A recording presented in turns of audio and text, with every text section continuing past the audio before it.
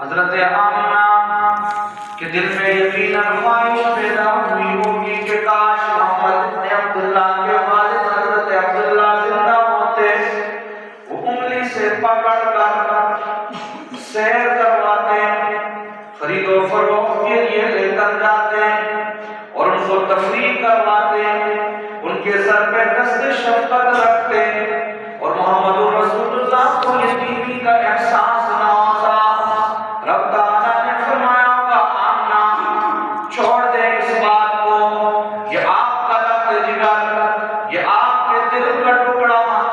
یہ کل کائنات کے تمام میرے خزانوں میں رب تعالیٰ نے فرمایا ہوگا کہ میرے تمام خزانوں کا یہ قیمتی ہیرا، یہ امام الانبیاء، یہ اولین اور آخرین کے پیشوا، یہ وجہ کائنات، یہ مقصود کائنات، یہ روح کائنات، یہ تسکین کائنات۔ رب تعالیٰ نے فرمایا ہوگا کہ آج مکے کی دھرتی پر یتیمی کی حالت میں حسرت بھری نگاہوں سے دیکھتے ہوں گے کہ بچوں کے والدین ان کو آپ سے پکڑ کر کے سیر کرواتے ہیں، لیکن ان کا والد زندہ نہیں۔ اس کے بدلے میں رب تعالیٰ نے فرمایا ہوگا کہ آمنہ پریشان ہونے کی ضرورت نہیں، جب اس محبوب کو سیر کرنے کی باری آئے گی تو میں رب العالمین مکے کی دھرتی کی سیر نہیں۔ رب تعالیٰ نے فرمایا ہوگا کہ آمنہ پریشان ہونے کی ضرورت نہیں، میں اس کو جب سیر کرانا چاہوں گا تو پھر کائنات میں روح پاک پر زمین کے سبزہ زاروں کی سیر نہیں، میں رب العالمین اپنے محبوب کو خدائی مہمان بنا کر، ایک خدائی میں شاہی مہمان ہوتا ہے، شاہی مہمان کو بڑا پروٹوکول ملتا ہے، اللہ نے اس کو آج اپنے محبوب کو خدائی مہمان بنایا۔ رب تعالیٰ نے فرمایا ہوگا کہ میں اپنے محبوب کو خدائی مہمان بنا کر ایسی عظمتوں کے ساتھ دنیا کی سیر نہیں، زمین کے سبزہ زاروں کی سیر نہیں، زمین کی سیاحت گاہوں کی سیر نہیں، میں رب العالمین اپنے محبوب کو سیر کرانے پہ آؤں گا تو عرش معلیٰ پہ بلاؤں گا۔ سبحان اللہ۔ سیر کروائی اللہ نے، وہ حسرت جو بچپن کی تھی نا وہ یہاں اللہ نے پوری کروا دی، اور آج وہ سیر نہیں جو دنیا میں لوگ تفریح گاہوں میں جاتے ہیں۔ رب تعالیٰ نے تو اپنے محبوب کو ایسی سیر کروائی کہ جس میں اللہ نے اپنے عرش پہ بٹھا کر جنت جہنم کی سیر کروائی۔ انداز ہے محبت کا، نوازنے کا انداز ہے، کیسے نوازا جاتا ہے۔ شاہی مہمان، شاہی مہمان کے لیے ہمارے استاد نے ایک نقطہ سمجھایا تھا، پروٹوکول لگتا ہے نا، کوئی بھی بڑا مہمان آتا ہے، بعد بیرون ممالک کے سربراہان آتے ہیں اور ان کو ایک شاہی پروٹوکول ملتا ہے تو روٹ لگتا ہے، ٹریفک جام ہوتی ہے۔ معراج کا سفر ہوا، دروازے کو آج کل یہ دراز رکھتی ہے، پرانے زمانے میں ایک زنجیر سی لگتی تھی، کیا بولتے تھے اس کو، سنگا سے۔ اب جب بھی دروازہ کھولتا ہے تو وہ رسی نما زنجیر جس کو سنگر بولتے ہیں وہ ہلتی تھی۔ آپ میں سے کسی نے دیکھی بھی ہوگی، آج کل وہ کہیں ناپے ہوتے ہیں، وہ اس کو تالا لگاتے اور وہی اس کے استعمال ہوتا۔ تو حضور علیہ السلام فرماتے ہیں کہ میں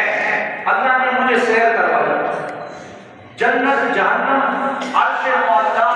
آسمان پہلا دوسرا تیسرا سارا کچھ دکھا کے اتنا طویل سفر کروایا، اور یہ اتنی دیر میں ہوا یہ سفر، اتنے مختصر عرصے میں نا، رات کے صرف مختصر اس حصے میں اس طرح ہوا کہ اتنی دیر لگی کہ جو دروازہ کھولا ہے اور دروازہ کھولنے سے جو وہ زنجیر ہلنے لگی ہے، ابھی تک وہ زنجیر واپس رکی نہیں، اللہ نے مجھے واپس پہنچایا۔ معجزے اسی کو کہتے ہیں کہ خرق عادت کوئی کام جو لوگوں کی سمجھ میں نہ آئے، معجزے کا مطلب یہ ہے کہ جو لوگوں کی عقلوں کو عاجز کر دے، عقل پرست اس کو نہیں تسلیم کریں گے۔ ہمارے استاد حضرت مولانا صادق ربانی صاحب بلوری ٹاؤن کے بڑے استاد ہیں، دوران سبق جلالین شریف قرآن پاک کی تفسیر ہے، وہ ہم ان سے سبق پڑھ رہے تھے اور معراج کا یہ واقعہ آیا، سبحان الذی اسریٰ بعبدہ، یہاں یہاں حضرت استاد محترم نے ہمیں ایک سیدھا مثال سے سمجھایا کہ بھائی کیا ہوتا ہے، شاہی پروٹوکول میں ٹریفک جام ہوتی ہے اور روٹ پر کسی اور کو روٹ لگتی ہے تو اس راستے سے کسی اور کو گزرنے کی اجازت نہیں ہوتی ہے، یہ ایک پروٹوکول ہے۔ تو فرمایا حضرت استاد محترم نے کہ اللہ تبارک و تعالیٰ نے جب اپنے محبوب کو خدائی مہمان بنایا اور ان کو پروٹوکول دیا تو اس پروٹوکول کے لیے اللہ تبارک و تعالیٰ نے کیا نظام چلایا، کیا زبردست سمجھایا۔ فرمایا کہ یہ زمانے کی جو رفتار ہے نا، گھڑی آگے چلتی ہے، زور سے عصر اور عصر سے مغرب، مغرب سے عشاء، یہ تب ہے کہ جب سورج چلتا ہے، سورج رواں ہے، سورج گردش کر رہا ہے، زمین سورج کے گرد گردش کرتی ہے، تو اس گردش کے ساتھ ساتھ زمین جتنا آگے جاتی ہے تو وقت بھی آگے بڑھتا ہے، اور اگر یہ زمین رک جائے اپنی جگہ پر، زمین رک جائے اپنی جگہ پر تو وقت بھی وہی پر سٹاپ ہوتا ہے۔ اس زمن میں اگر کوئی 1000 سال بھی گزر جائے تو وہی سے آگے وقت شروع ہوگا اور سارے انسان ادھر ہی ہوں گے اور ان کو احساس اللہ تعالیٰ کی قدرت ہے، اللہ کیسے اس کو کرتا ہے۔ تو فرمایا اچھا سورج کے گرد گرنے والی زمین کی حرکت رک جائے تو وقت کیا ہوتا ہے، رکتا ہے۔ فرمایا اللہ نے اپنے محبوب کو پروٹوکول دینے کے لیے کارخانہ عالم کے اس نظام کو، نظام شمسی کو اور زمین کی حرکت کو اللہ نے اپنی جگہ پر روک دیا۔ اب جہاں سے انہوں نے سفر شروع کیا اور واپس آ گئے تو اللہ نے زمین کو دوبارہ چلنے کا حکم دیا تو وہی سے وہ زنجیر ہلنے لگی۔ اتنے مختصر عرصے میں نا اللہ تبارک و تعالیٰ نے یہ شاہی نہیں، خدائی پروٹوکول ہے۔ آج خدائی مہمان ہے عرش بری کا، اللہ نے ایسی تعظیم کی ہے اور حضور علیہ السلام کو اس طرح عظمت سے مالا مال کیا ہے۔ دوسری حکمت، معراج کا سفر اللہ نے کیوں کروایا؟ زمین پہ چلنے والا ایک متکبر انسان اپنی رعونت کے ساتھ، تکبر کے ساتھ اور اپنے ہوس اقتدار میں مخمور ہو کیسے بڑی بے اعتنائی کے ساتھ، بڑی بے نیازی کے ساتھ کہتا ہے محمد رسول اللہ صلی اللہ علیہ وسلم کہ ہم آپ کی بات سننے کے لیے تیار ہیں۔ حضور علیہ السلام کو صدمہ پہنچتا ہے، تکلیف پہنچتی ہے، ادھر ٹھکانا ہے کہ ہم آپ کی بات سننے کے لیے، ادھر میرے آقا کے مصائب کے پہاڑ توڑے جاتے ہیں، ہر طرف سے شاہ ابی طالب کا محاصرہ، طرح طرح کی آزمائشیں، حضرت خدیجہ کبریٰ رضی اللہ تعالیٰ عنہا کی وفات، کسی کو کسی سے محبت ہوتی ہے اور وہ صدمے سے دوچار ہوتا ہے نا، اور آپ دیکھتے ہیں کہ میرا دوست ہے، میرا کزن ہے، میرا رشتہ دار ہے، میرا بھائی ہے، اور یہ صدمے سے دوچار ہے، تو جو بندہ سمجھدار ہوتا ہے وہ اس کے لیے کرتا ہے چلے آپ کو گھما پھرا کے لے آتے ہیں، تھوڑا سا وہ مصیبت اور اس اذیت اور غم کے لمحات کو نا وہ کرنے کے لیے، ذرا اس سے ذہن پھیرنے کے لیے اس کو گھما پھرا کے لے آتے ہیں، چلے تھوڑی سی تسلی ہو جائے گی۔ رب تعالیٰ کو تو معلوم ہے وہ تو علام الغیوب ہے، میرے محبوب کے دل پہ کیا گزرتی ہے۔ قرآن کریم کا ایک مستقل عنوان ہے اللہ اپنے محبوب کو تسلی دیتا ہے، اور اس تسلی میں بڑی ایک تسلی جو اللہ دیتا ہے نا محبوب کو، وہ بڑی تسلی ہے وَإِن كَذَّبُوكَ فَقَدْ كَذَّبَتْ رُسُلٌ مِّن قَبْلِكَ۔ محبوب یہ آپ کو جھٹلاتے ہیں، آپ کی سچائیوں پر مشتمل ابدی اور سرمدی حقانیت پر لانے والے پیغام کو یہ رد کرتے ہیں، ماننے سے انکار کرتے ہیں۔ رب تعالیٰ اپنے محبوب کو تسلی دیتے ہیں، محبوب یہ انکار کرتے ہیں، یہ آپ کو جھٹلاتے ہیں تو آپ کو پریشان ہونے کی ضرورت نہیں۔ فَلَا يَحْزُنكَ قَوْلُهُمْ، اللہ فرماتے ہیں یہ آپ کے بارے میں طرح طرح کی باتیں کرتے ہیں، لیکن آپ ان کی باتیں سن کر غمگین نہ ہو، یہ تسلی ہے۔ إِنَّا نَعْلَمُ مَا يُسِرُّونَ وَمَا يُعْلِنُونَ، اللہ فرماتے ہیں جو یہ کرتے ہیں میں رب العالمین مجھ سے کوئی مخفی؟ آج دیکھا کہ محبوب کا دل بہت دکھا ہے۔ حضرت خدیجہ کی جدائی ہے اور ابو طالب نے جدائی کا صدمہ دیا ہے، اور حضور نے طرح طرح کی مصیبتیں برداشت کی، ان کے ساتھیوں پر، صحابہ پر، حضور کے ماننے والوں پر مصائب و آلام کے پہاڑ توڑ ڈالے۔ رب تعالیٰ نے فرمایا محبوب انہوں نے آپ کو بہت ستایا، تسلی کے لیے، تفریح کے لیے اور حضور علیہ السلام کے دل کو تسکین پہنچانے کے لیے رب تعالیٰ نے فرمایا محبوب یہ زمین پہ رہنے والا مغرور، یہ تکبر کا پتلا، یہ جہنم کا ایندھن، یہ آپ کو للکار کے کہتا ہے کہ ہم زمین پر آپ کی بات نہیں سننا چاہتے اور اس سے آپ کو تکلیف پہنچتی ہے، تو میں رب العالمین عرش بری میں بلا کے سامنے بٹھا کے آپ کو شرف ہم کلام سے نواز دیتا ہوں تاکہ آپ کے دل کو تسلی پہنچے۔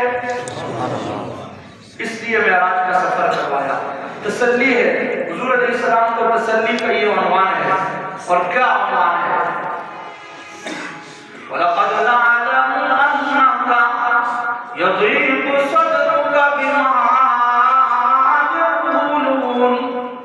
اللہ فرماتے ہیں محبوب ہمیں معلوم ہے آپ کا سینہ تنگ ہو جاتا ہے جب یہ پروپیگنڈا کرتے ہیں، جب یہ آپ کی بات کو رد کر دیتے ہیں، تو میں رب العالمین دیکھتا ہوں اس تسلی کے لیے جب دنیا والوں نے ستایا اور زمین پہ رہنے والے نے کہا کہ ہم بات نہیں سنتے ہیں، تو اللہ نے فرمایا کہ پھر ادھر اللہ نے تمام نبیوں کو مختلف فضیلتیں عطا فرمائی ہیں۔ تِلْكَ الرُّسُلُ فَضَّلْنَا بَعْضَهُمْ عَلَىٰ بَعْضٍ مِّنْهُم مَّن كَلَّمَ اللَّهُ۔ اللہ نے بعض رسولوں سے ہم کلامی فرمائی۔ حضرت موسیٰ علیہ السلام کو کوئی طور پہ بلا کے شرف ہم کلامی سے سرفراز کیا۔ آج رب تعالیٰ نے دنیا والوں کو بتانا تھا کہ کلیم صرف موسیٰ نہیں، میں نے ان کو تو طور پہ بلا کے شرف ہم کلامی سے نوازا، لیکن میں رب العالمین نے اپنے محبوب کو، اپنے لاڈلے کو عرش بری پہ بلا کے شرف ہم کلامی سے نواز دیا۔ وہ بھی کریم اور یہ بھی کریم۔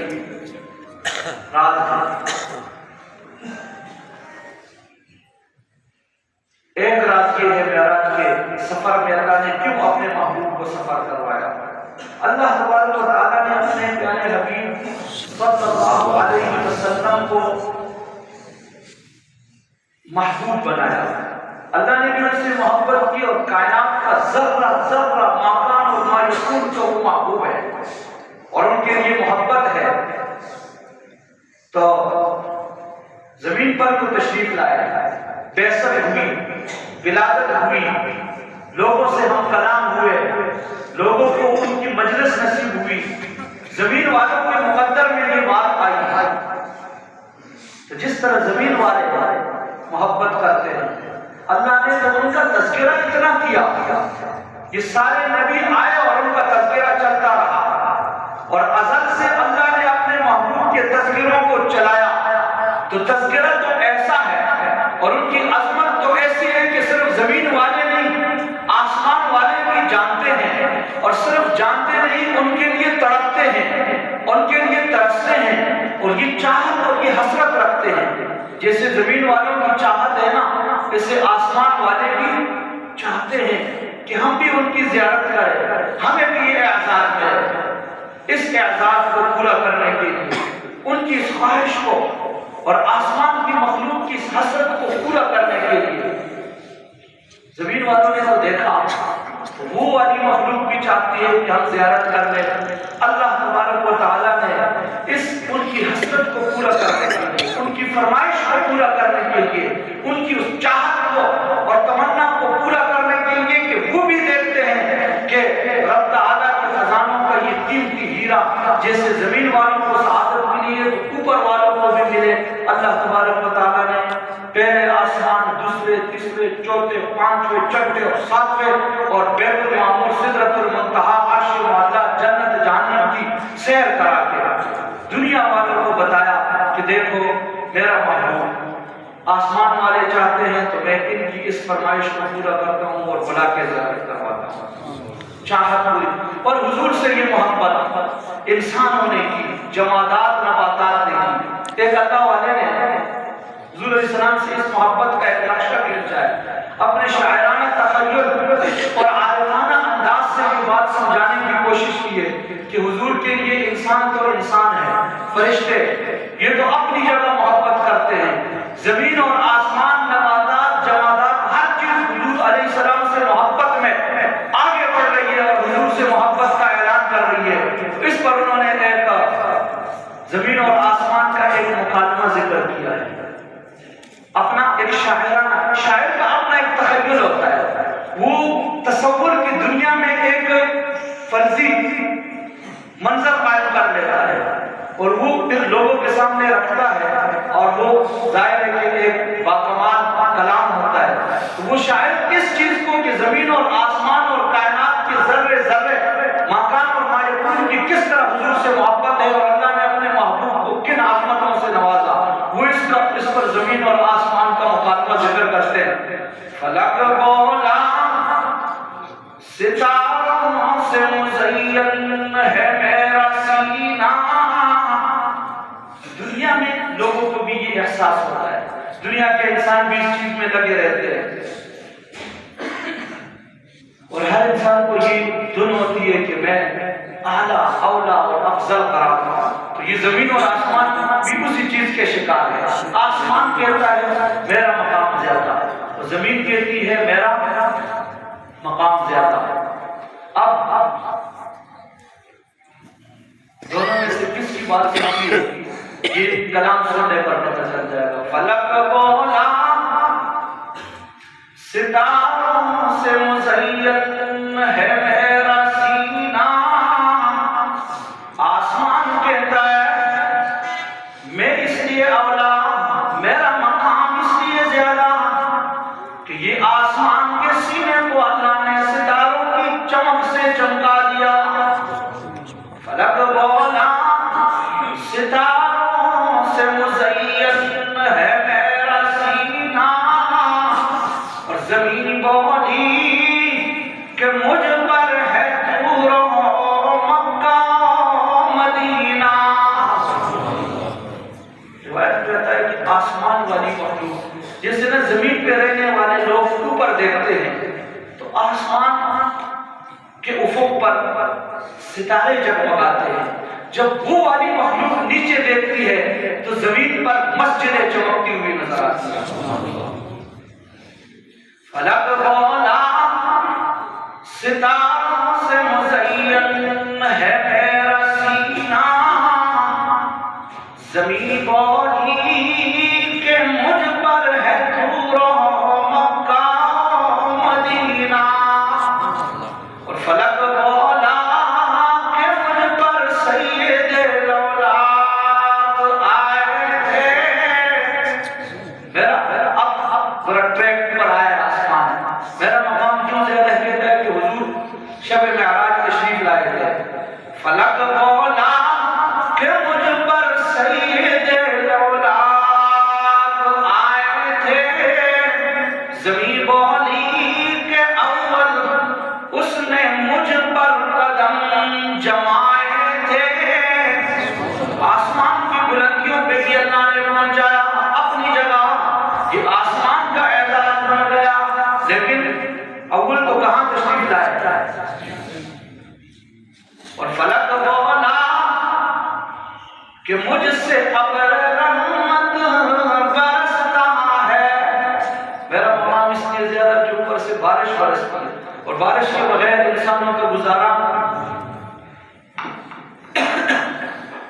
زمین بالکل مردہ ہو جاتی ہے۔ اس کی زمین کی جو زندگی ہے وہ بارش ہے۔ اللہ فرماتے ہیں احیینا بہ الارض بعد، جب بارش برستی ہے اللہ فرماتے ہیں کہ یہ بنجر زمین کو میں جب بارش دیتا ہوں تو اس میں روح آتی ہے، تازگی آتی ہے، شگفتگی آتی ہے، نکھار آتا ہے، اور زمین کی تر و تازہ ہوتی ہے، سبزہ اگاتی ہے۔ تو یہ کس کے نتیجے میں ہے کہ اوپر سے بارش برستی ہے تو زمین میں سبزہ آتا ہے۔ اس چیز پر ناز کرتے ہوئے آسمان کہتا ہے کہ مجھ سے ابریں، اور اگلا جو جو شعر کا ٹکڑا ہے سنانے سے پہلے لفظ تربت کا ترجمہ کرنا چاہتا ہوں تاکہ وہ اس میں شعر میں آئے گا تو آپ کو سمجھ آئے گا اور آپ کے دل سے حضور علیہ السلام کی محبت کے جذبات کا سمندر مطلب ہوگا۔ تربت قبر کو کہتے ہیں، تربت روضہ مبارکہ کو کہتے ہیں، تربت کو تربت کہتے ہیں، وہاں صحابہ کرام کی قبریں ہیں۔ فلک بولا کہ مجھ پر سید کہ مجھ سے ابر رحمت برس رہا ہے، زمین بولی کہ تو تربت محمد کو ترس رہا ہے۔ آسمان کی اپنی عظمت ہے، لیکن آسمانی مخلوق کو جب یہ زمین پر چمکنے والی مسجدیں نظر آتی ہیں تو پھر روضہ مطہرہ کے مقیم گنبد خضرا کی وہ روشنی جو آسمانوں تک اور عرش معلا تک اٹھتی ہوئی نور کے وہ شعلے اور وہ برسات، وہ آسمان والوں کو کیا لگ رہا ہوگا اور وہ کتنے ترستے ہوں گے۔ آج ہم اگر حضور علیہ السلام کی تعلیمات سے اور ان کی طرز زندگی سے ان کی سنت سے پیار کریں اور اپنی زندگیوں میں اس کو نافذ کریں، جیسے آسمانی مخلوق کو یہ مسجد چمکتی نظر آتی ہے، اسی طرح انشاءاللہ العزیز اعمال والے نبی کی سنتوں پر عمل پیرا وہ لوگ بھی، اس کے چہرے بھی اور ان کی زندگیاں بھی اور ان کی زندگی کی پاکیزگیاں بھی اور ان کے کردار کی عظمتیں بھی آسمان والوں کو چمکتی نظر آئے۔